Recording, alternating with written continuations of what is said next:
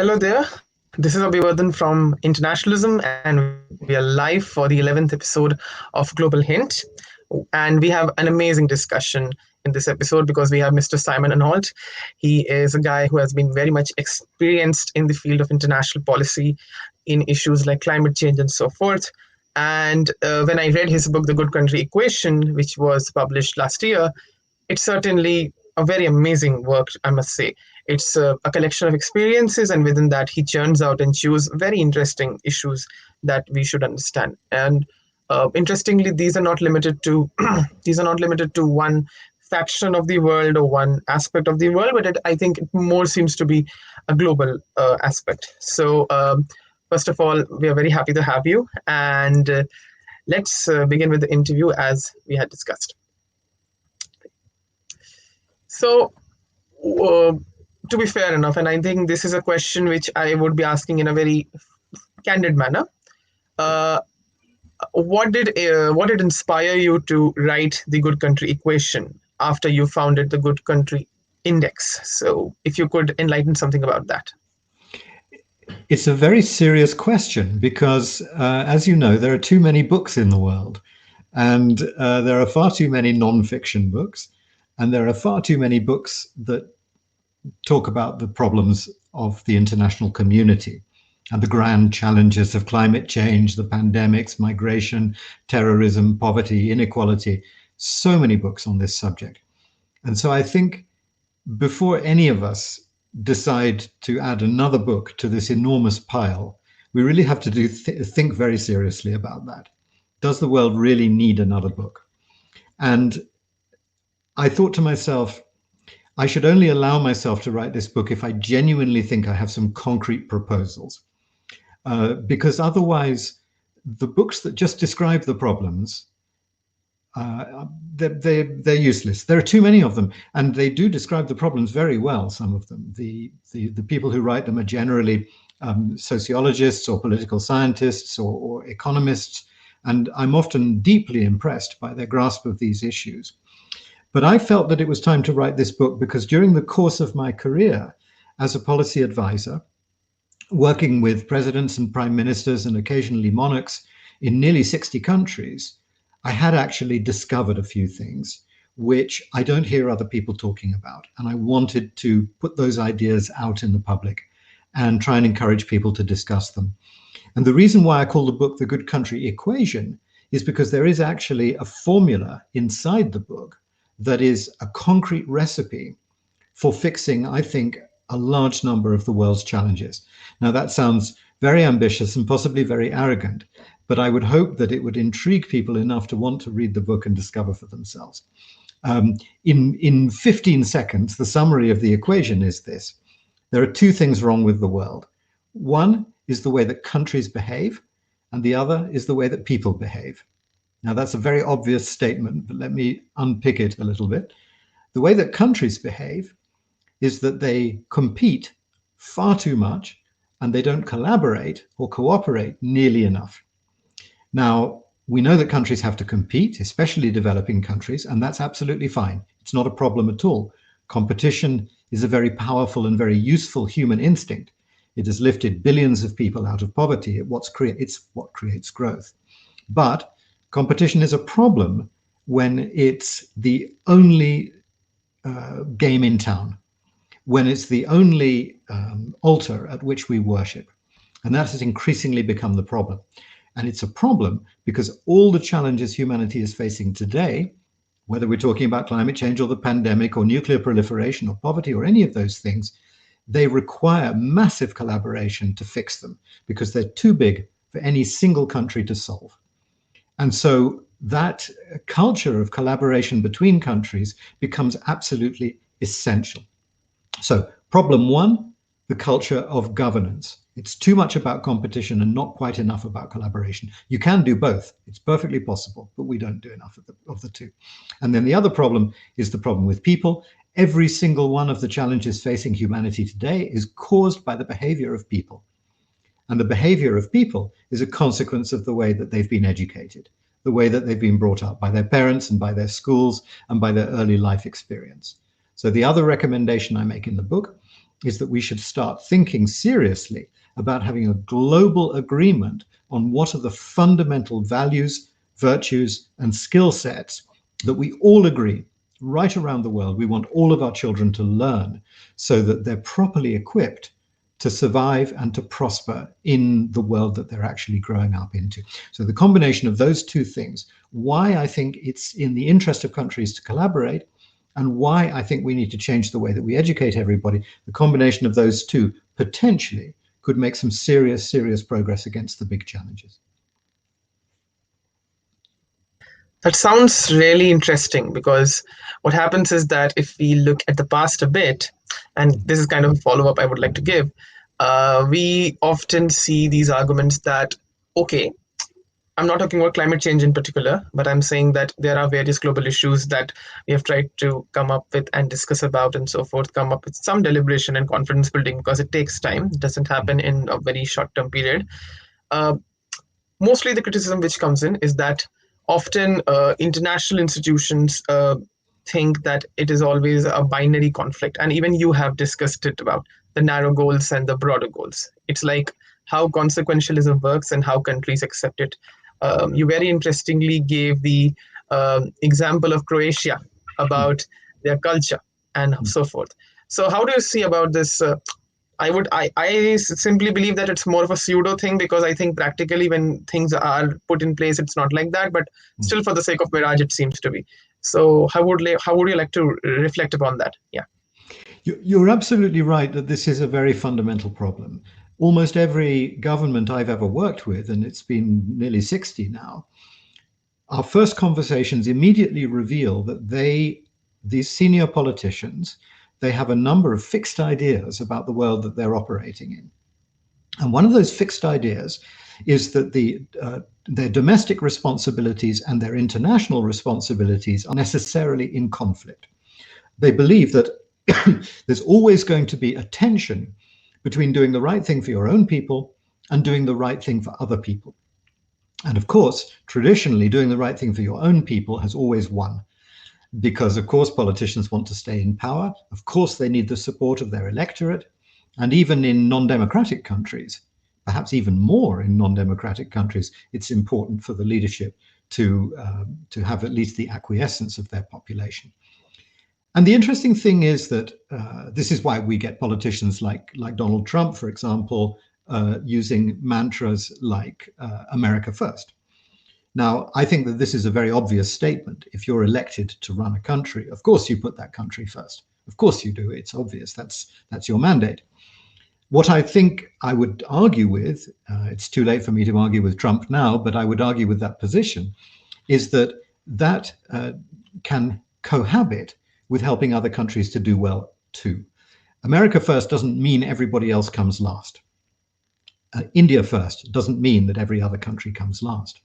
Life on Earth, as I try to explain in the book, is a team sport. We're all in it together.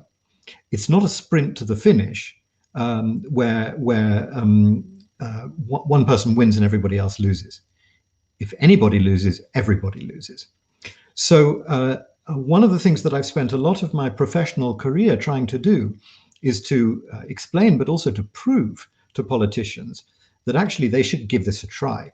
They should occasionally try harmonizing their domestic and their international responsibilities, occasionally asking themselves, when they come up with a new domestic policy, is there a way of tweaking that policy so that it actually creates some benefits that extend beyond our borders and maybe help people or the planet outside our own boundaries, because it's in our interest to have a peaceful, prosperous, sustainable world.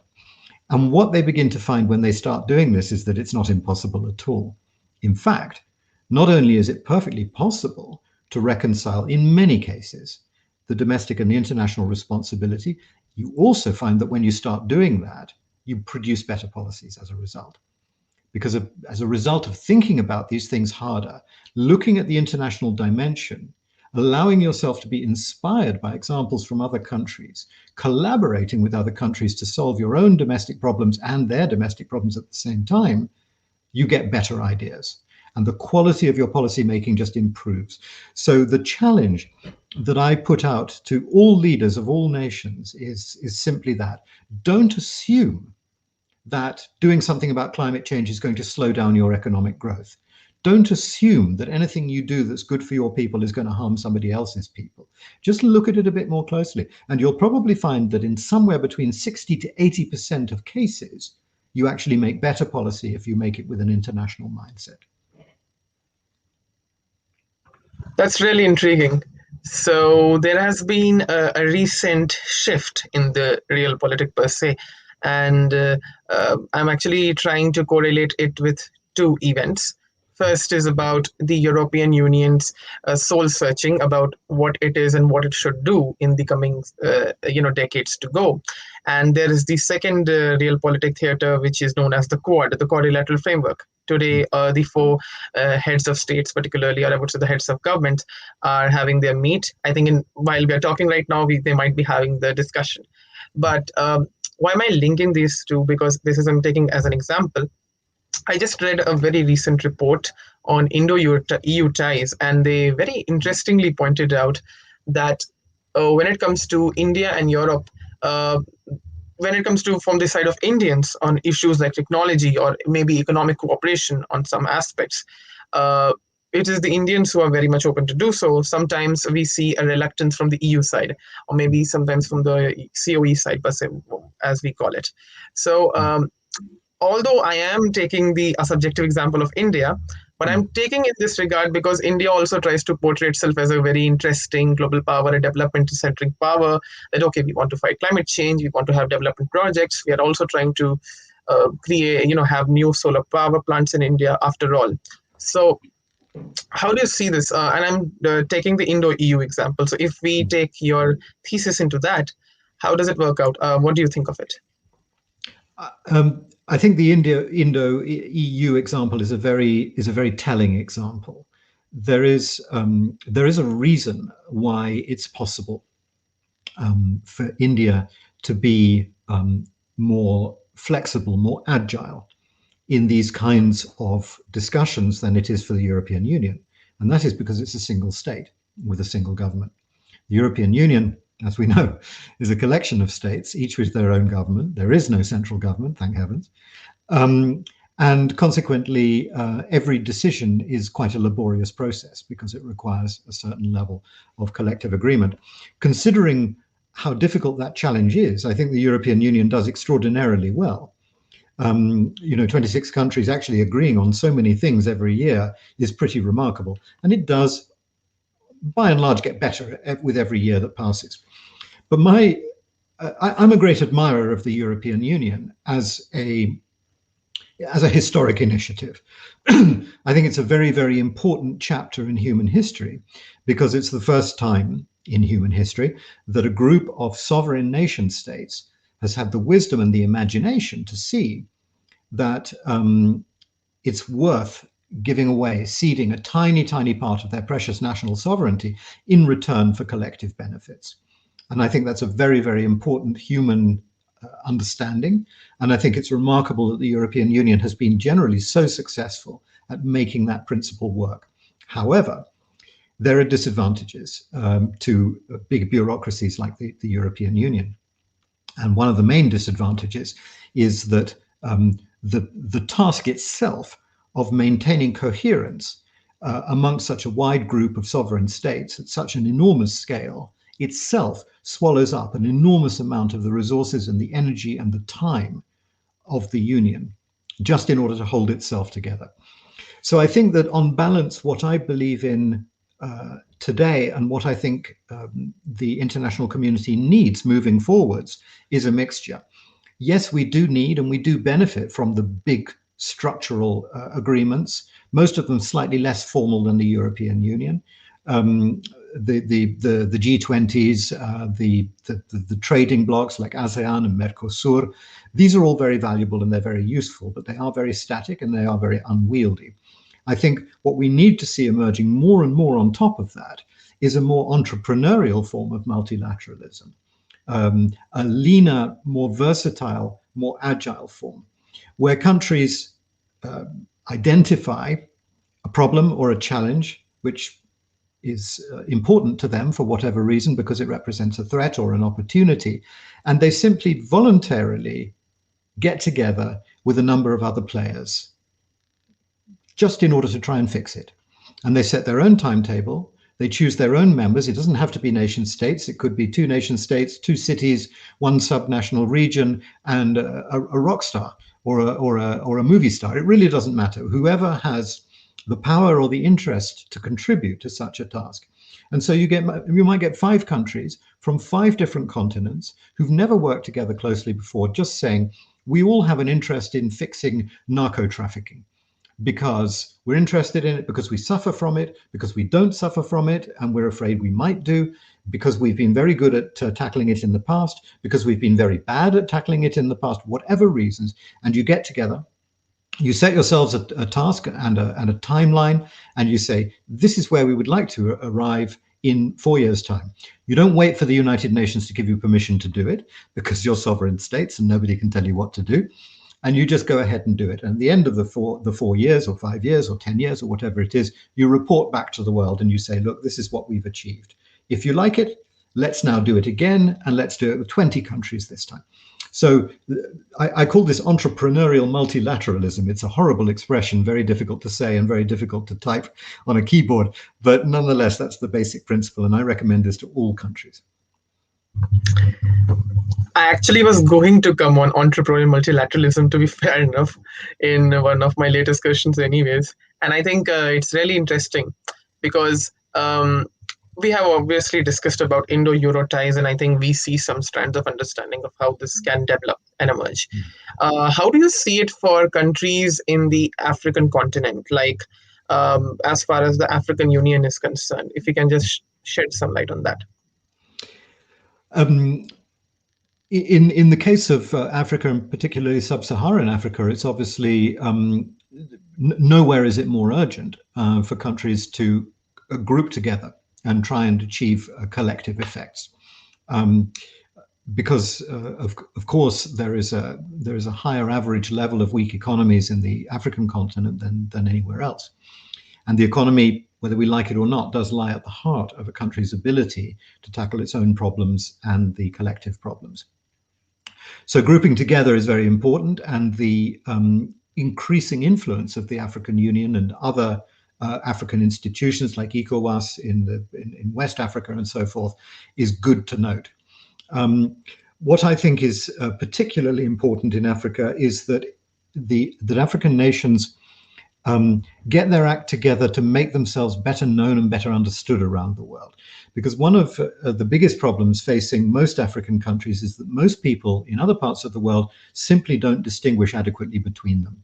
This is partly the fault, perhaps unintentional, certainly unintentional, of AIDS celebrities like Bono and Geldof, who for years and years have been promoting the idea of Africa as a single failing state. And this is, of course, very damaging to all African states, but particularly the more successful and better organized ones, who end up being branded in the precise same way as the least successful, least developed countries. And I think it's very, very important now that we shouldn't just be looking at the economic development of Africa, which, at least up until the point where the pandemic struck, was proceeding at a really reassuring rate. But we also need to start thinking about helping the world to get to know Africa, because from knowing Africa comes more respect. And with more respect comes a better image generally, more trade, more tourism, more investment. And the world will gradually stop looking at Africa as just a source for charity, and we'll start seeing it as a place to trade with. So one of the things, for example, that I suggested to a couple of African states in the past is that Africa should do more cultural relations. There's very little organized cultural relations on the part of Africa, and this seems to me to be a fundamental problem, because people outside the African continent don't really know very much about African culture at all. The consequence of that is that they assume there is no such thing, which is shocking. What do you do in a situation like that? You do cultural relations. So my suggestion a few years ago was, why not have an African Council, with a nod to the British Council, one of the more effective cultural relations agencies, but instead of making it tied to one single government, have it as a collective body whose job is to start teaching people that this is 52 different countries with very different pasts, very different cultures, traditions, languages, ways of being, different prospects, different economic makeups, and all the rest of it.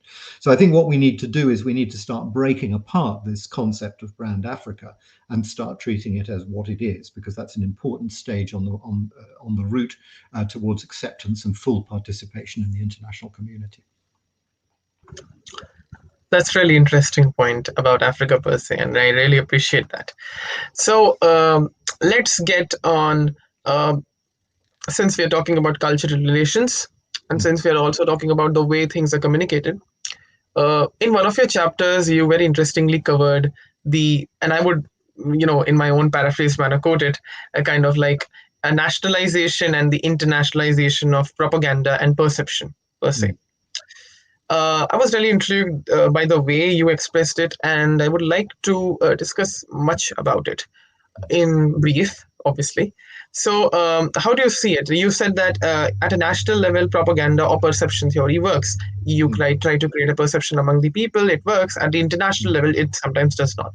So, how do you see it, and what would you like to say about it? Yeah. I would actually go further than your paraphrase. I would say that it does sometimes work at the domestic level, but it never works at the international level. So let me give a little bit of context to this, the reason why I even talk about this subject. My day job, as you know, but your listeners may not, is that I'm a policy advisor. I work with governments around the world. I've been doing so for nearly 20 years. And one of the things that I discovered fairly early on in my career was that the absolute obsession of governments today is image. I suppose that's a fairly a typical 21st century obsession, isn't it? We're all obsessed with the surface of things. And governments have become obsessed with the idea that their country needs to have a good image. Now, we know that's true. There's no question about it. But what's rather shocking is the way that governments fall into the trap of trying to take shortcuts to a better international image. All of the research that I've ever done on this subject suggests that the images of countries are not at all volatile. They're not at all subject to direct manipulation. The images of countries are vast cultural constructs. So the British view of India is something that's deeply rooted in the British culture. The Indian view of Britain is something that's deeply rooted in the Indian culture. These things don't change overnight. They don't change even really over decades and generations most of the time. It's a very, very, very slow-moving concept, the image of a country. The images of countries, as I say in the book, are almost rusted into place. And this is not good news for governments, because particularly if their country suffers from a weak or a negative image, and that makes everything difficult for them. I should add that, of course, the country images are responsible for a great deal of global inequality. Because not only do poorer countries have to cope with weak infrastructure, weak systems, weak governance, weak economies, they also have to battle constantly against the headwind of negative perceptions, that nobody ever believes that you're capable of anything. Nobody ever believes that when you say you're good, that you really are good. So this is a very, very important topic. It's not at all superficial. And when I said way back in the 1990s, when I wrote my first paper on this topic, that governments today have to be brand managers as much as they're policymakers, what I meant by that is not they should be spending millions of dollars of taxpayers' money on stupid propaganda campaigns. What I meant was they are responsible above all for the good name of their nation. And if they contribute somehow by good behavior to increasing the reputation of their country and increasing the world's perception of that country, then they have been a good leader for that country. If they damage it in some way, then they have been a bad leader for that country.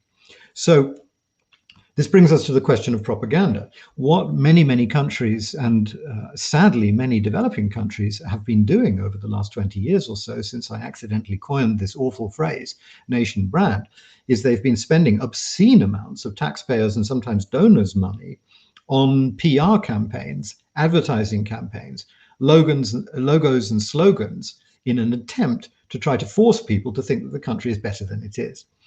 And the point about that is that the traditional name for that is propaganda, trying to deliberately manipulate people's perceptions of the country. Now, propaganda can sadly be effective in the domestic domain. If you are, for example, Kim Jong-un in North Korea, because you control almost all of the information reaching your citizens, you can effectively do propaganda. You can teach them whatever you want to teach them about the kind of country North Korea is and its position in the world. And because there are no alternative versions, they will sadly end up believing that version of the events. The Nazis did the same thing in Germany. Stalin did the same thing in the Soviet Union. But no country has ever succeeded in doing this externally. It's not possible for a government to force people around the world beyond their own control to believe certain things about their country. India, for example, well, India's a bad example because it's got generally such a good reputation, but nonetheless, let's stick with it. It could spend $100 million a year telling everybody that it's a better country than it is. But nobody would listen and nobody would believe it, because as soon as it started doing that, the dissenting, disagreeing voices would rise. And for every story India wants to tell about itself, there'd be 100 contradictory stories coming from other sources. And anyway, who cares? People are not terribly interested in other countries. That's the bottom line. So, you know, there are more than 200 countries out there. And how many of us really spend time thinking about them? Almost none. So I guess that's the point about propaganda. A country gets a good reputation because it deserves it, because it earns it, because it contributes something to life on Earth, because it manages its own affairs well without doing any harm to anybody else's affairs, and preferably by actually making life better for everybody on the planet. That's how you earn a good reputation. It takes decades and generations, but once you've got it, it's actually very difficult to lose. There are no shortcuts to that. You can't do it by buying media and telling people how wonderful you are because you just make a fool of yourself. Now, having said that, I do want to make it absolutely clear that what I'm not doing here is taking a dig at campaigns like, for example, Incredible India, because Incredible India is a tourism campaign. Its fundamental purpose was to encourage more people to go on vacation in India. And as such, it was highly effective. It's beautiful work, worth every cent, I'm sure. I mean, I don't know the numbers, but I'm sure that whatever was spent on making those wonderful films and putting them on the TV so frequently was amply repaid by the increase in tourism numbers. That's a very simple mechanism. You're selling a product, it's called tourism, you need to advertise in order to do it. That's not what I'm talking about. What I'm talking about here is somehow trying to deliberately manipulate the image of the country, and that's the thing which just doesn't work. That's really interesting, since we discussed Incredible India just now. I think we will discuss this more. Since we are, before I go to the next segment of our discussion, I'd like to highlight a bit about, since you also talked about the image of the African people per se. Now, I'd like to point out the Pax Americana image. Now, what happens is that if America makes allies accordingly, as it has made, it also tries to bolster its own image per se in various countries across the world. Now, obviously, America has a very mixed image, whether it is Donald Trump or Joe Biden or W. Bush Jr., whatever, whosoever the president or the vice president could be, it doesn't matter. So, I am kind of the view that even if the global order is multipolar, which it is still like, okay, there is some Americanization which has not decayed. I think it will go in some time or so forth. It will take a lot of time, some people argue. So, but even in perception aspects, there are mostly the private actors who do the best from America. We know who they are. And that's something which is interesting, because somebody argued that, and I think I'm bringing China into it a bit, that whenever they talk about American values and so forth, although Chinese values are very different, somehow they feel that at a global level, it is the American values which are sometimes in indirect ways resonated even in other countries per se. Now, so my very simplest of the questions will be, how are the American values, which have been very well spread across the world, could be understood in this whole thing? So how would you like to talk about it? What do you think? Well, there's no question that that mighty empires succeed to some extent on imposing their values outside their own borders, and global empires do it globally. The American empire is an empire that's a little different from previous ones in history, in the sense that it wasn't achieved so much by coercive methods, but more by persuasive methods. So, to use the language of Joseph Nye, we would say that it's a soft power empire somewhat more than most empires in the past. The British Empire was a hard power empire. It achieved its extent by conquest. Luckily, thank heavens, today that sort of behavior is frowned on, and that there aren't any serious attempts anymore at that kind of empire building. Empire building these days is done by permission, at least in theory. So in order to build the American empire, people around the world have to buy American products, and they don't have to. Now, of course, there are elements of coercion within that. There are elements of dominance. There are elements of monopolization in culture, in commerce, in trade, and so forth. But by and large, America has been extraordinarily successful. And because it's done so at a period in history where mass international communications have been so far advanced compared to previous ages, it's been possible, it's been easier for America to advance in this way. Now, today, we're at a really interesting moment in history where a lot of those fundamental values, which have previously been unquestioned for nearly a century, are now being questioned and are being challenged by China, not least.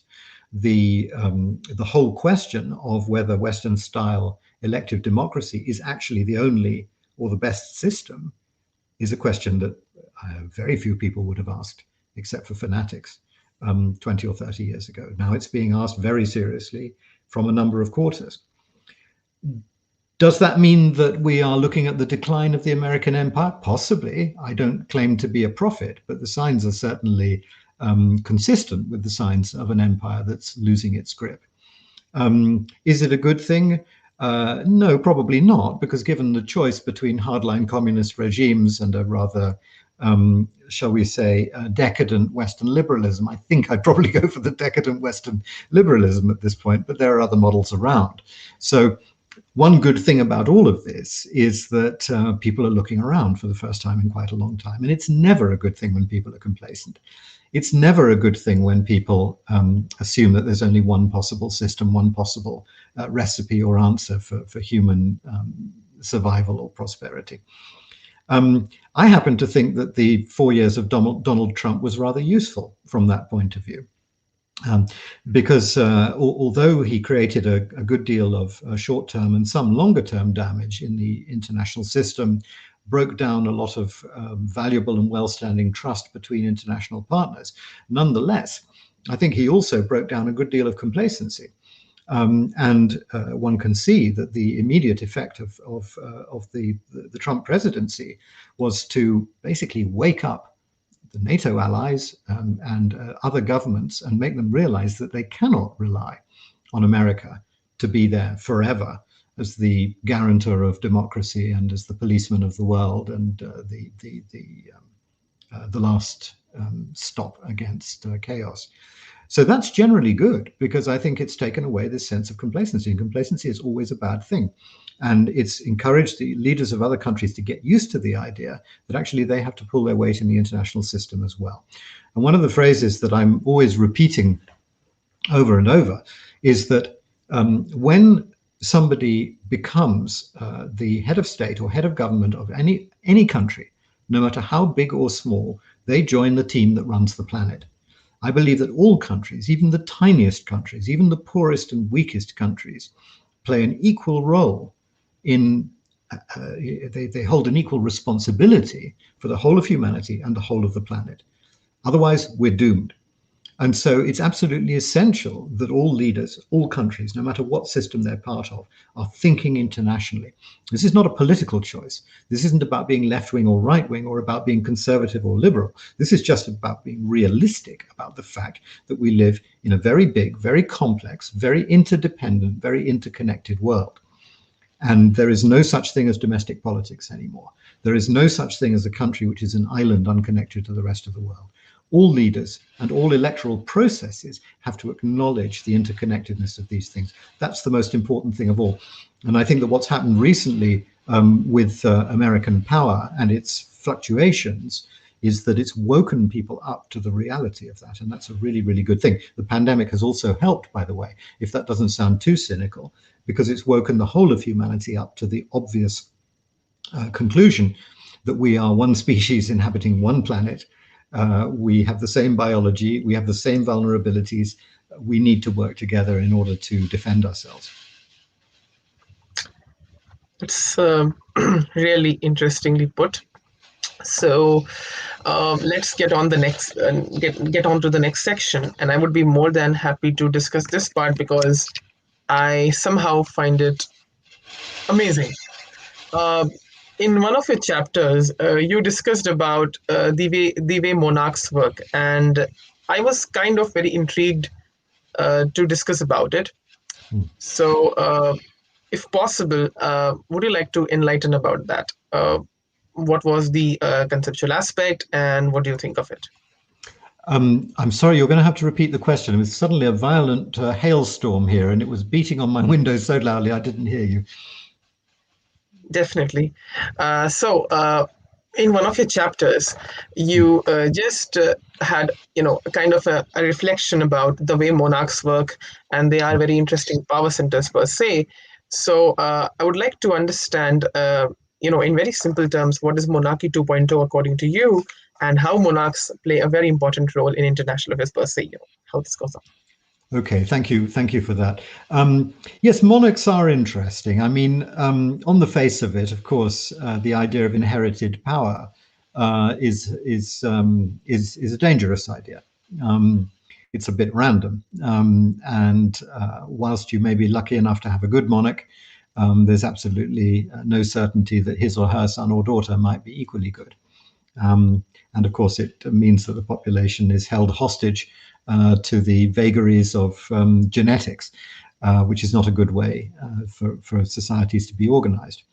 But on the good side, what monarchs do bring to the table is a much more long-term view of the good of the country.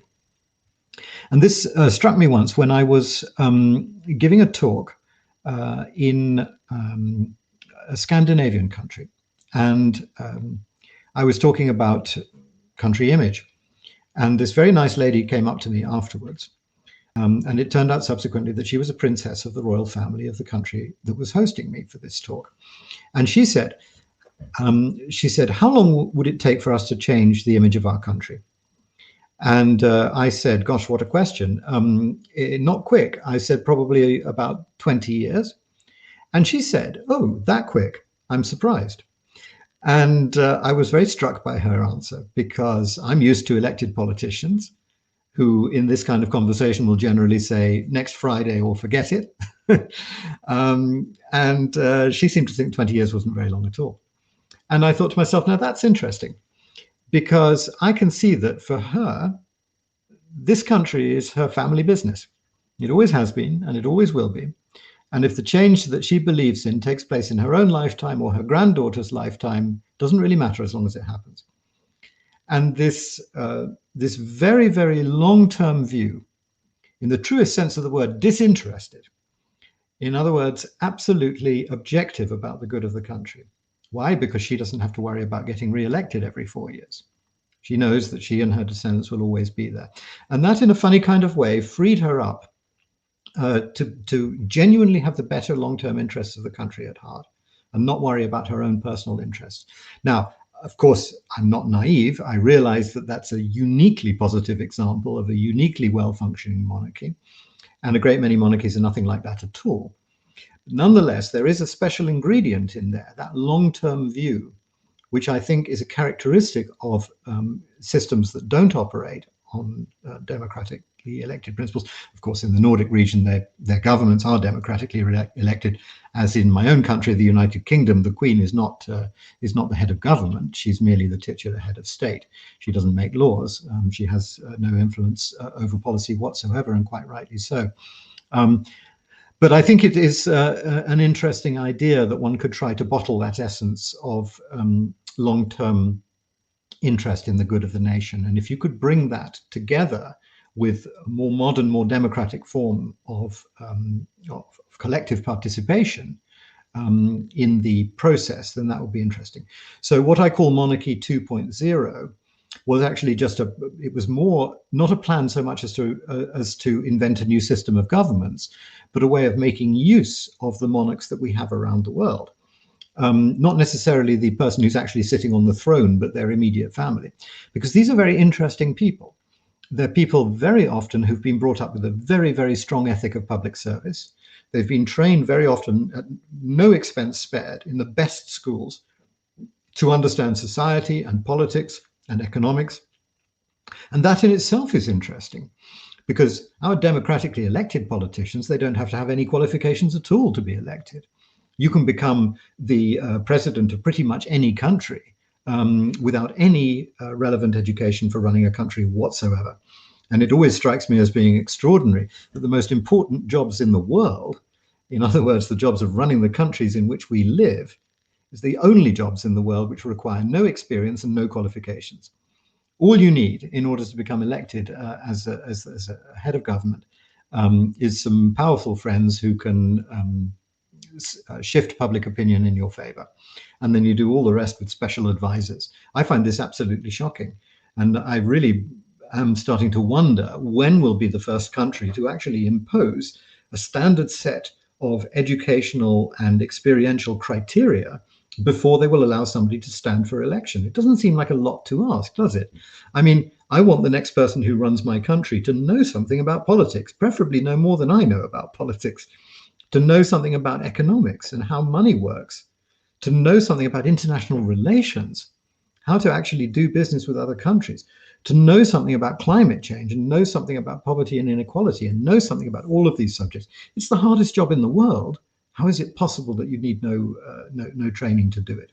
So monarchs, as I was saying, they get a lot of that training. They're also extraordinarily well connected because everybody finds monarchy so glamorous, and these people can just pick up the phone. You know, any third-rate prince in Europe has got Bill Gates on speed dial, and they can get in touch with these people. That's very useful. They also have access to money and funding. They also are part of a very powerful network of interrelated royals all over the world. Why can't we use these people? So we can't use them to govern their own countries because that's not allowed these days. They're not allowed to interfere in domestic politics. Fine, we understand why. But how can we use those governance abilities that they have? So my suggestion, Monarchy 2.0, was why don't we create some sort of global governance think tank in which monarchs or the relatives of monarchs from all over the world are seconded by their own countries to sit there and think purely about international problems with no particular favor shown to their own country, but just to help with the international stuff, because that's where the real help is needed.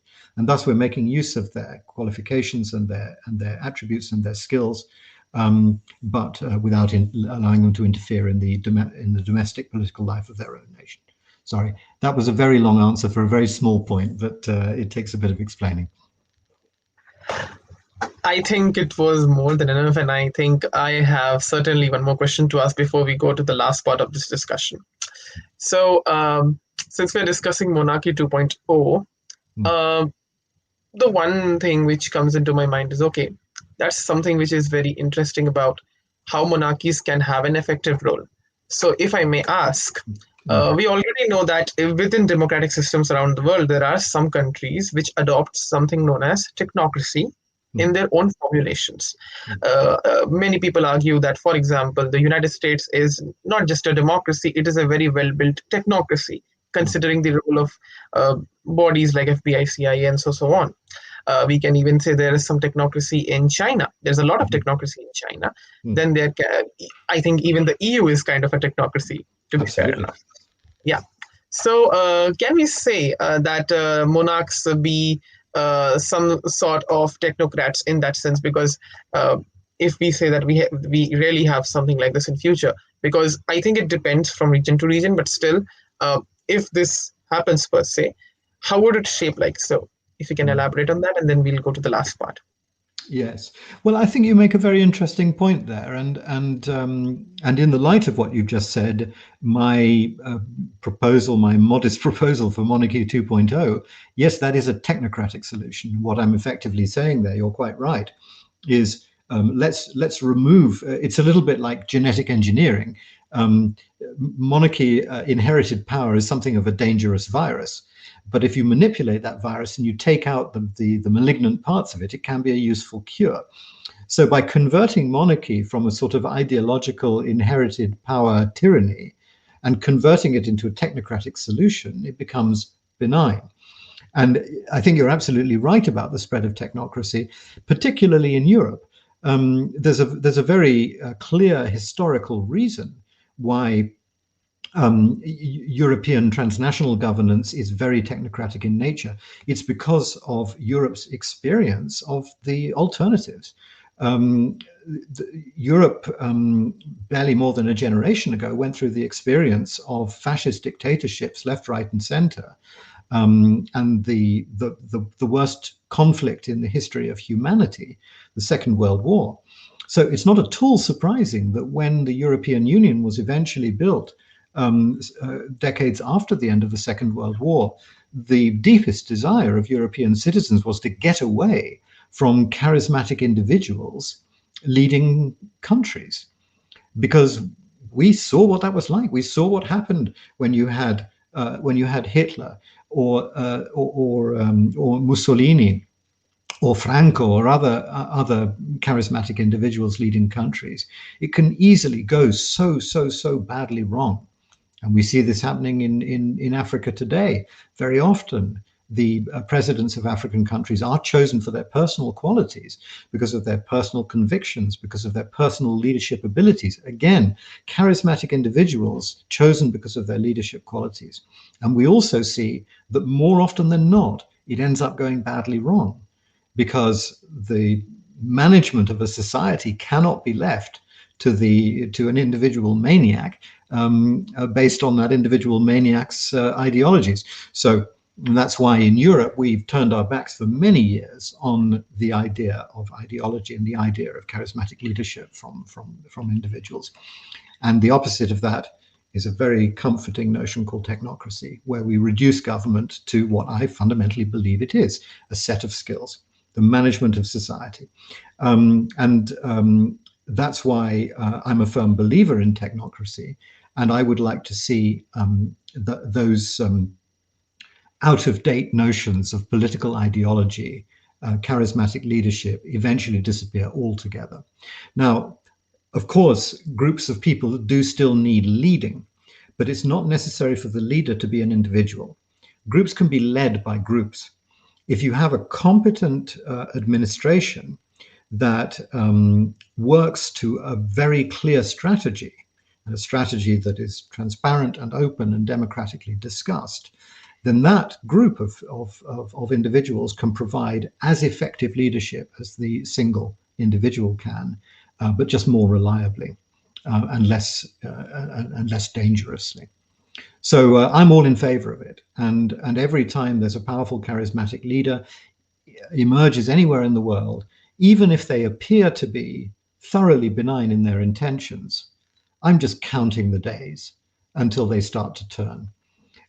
You may be aware that on my website, I occasionally publish an opinion piece called the Good Leader Index. And every month or so, I and a team of volunteer international relations students from around the world pick our favorite example of the leader who's doing the best job of reconciling his or her domestic and international responsibilities, and the leader who's doing the worst job. And time again, month after month, we find that the leaders who we single out as being particularly inspiring a few months later as the goodest leader often come back a few months later as the ungoodest leader, because they've switched, because their own personal ambitions have taken over. The number of times that the West in particular has embraced a new leader in Africa or in Asia and said, this is the beginning of a powerful change. And then a few months later have had to eat their words. So there's clearly something very, very wrong with that idea. That really sounds interesting, I must say. So let's get on the last part of this discussion, and I would like to a little bit talk about your experience in Afghanistan, which you have enumerated in the book itself, Hmm. and about the I'd say the four appetites of society. Hmm. So you very well pointed out that when the US aid projects were carried out, they used to carry a slogan like "a gift from the American people," while that was not from the British, particularly, as you've Hmm. said. If you may reflect something about it, and how would you see this formula per se? What would you like to reflect about it from your experience in per se this aspect of four appetites? Then I think I would be more than happy to know about it. Well, there are two points there, aren't there? I mean, the one is the more sort of philosophical construct about the appetites of society, and this is just a thought that has occurred to me, and similar thoughts have occurred to many people in the past. There's nothing spectacularly original about it. Perhaps the formulation is a little different, but one of the conclusions I reached after working in many countries around the world over many years was that what seems to be the basic recipe for a healthy society is the satisfaction of the basic human appetites that we all have. And those are, broadly speaking, things like an intellectual appetite. We all like to learn, perhaps a little bit less when we're children and forced to learn at school, but there is a fundamental human desire to acquire new information and new understanding. We have a cultural appetite, which is an appetite to hear other people tell their stories in different forms, and especially in skillful and imaginative forms. We have some basic animal appetites, needs, in fact. For this is familiar from people who've studied Maslow's hierarchy of needs. We need shelter, we need food, we need to reproduce, and so forth. And so it's easy to see what these appetites are. And if you look at societies in that framing and you ask yourself, how well are these appetites being catered for amongst the population, you begin to see that the success or failure, the stability or otherwise of a country is often in proportion to the degree to which those sets of appetites are actually catered to. And in my own country, in the United Kingdom, for example, it's very, very clear that people are missing the satisfaction of, for example, their spiritual appetite, because organized state religion has been declining for many, many years. And a great many people no longer profess any kind of religion. Now, that in itself could be good or it could be bad. It doesn't really matter. But the point is that the reason why religions exist in the first place is because human beings have a spiritual appetite. They want to understand the things that are beyond understanding. We all have some mystic sense in us of a greater truth. And we find our expression of that traditionally in religion. We can find it in other ways. But if those appetites are not satisfied within society, then, as I say, our stomachs may be full, but our souls keep rumbling because we still need that appetite to be satisfied.